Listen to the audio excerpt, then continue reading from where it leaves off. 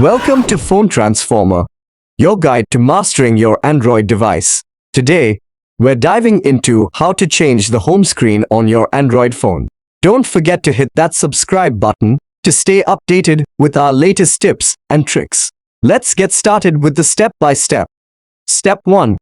First, take your Android device in hand and launch the Settings application. This is the control center for all your device's features and functions. Step 2. In the Settings menu, scroll down until you find the Home Screen option.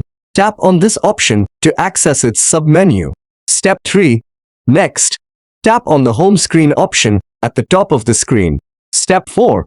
Here, you will see another option on the screen, which will provide you with different configurations for your home screen. Step 5. Finally, tap on the With App Drawer option on the screen. This will change your home screen layout to include an app drawer. And there you have it. You've successfully changed the home screen on your Android phone. Thanks for watching and see you in the next video.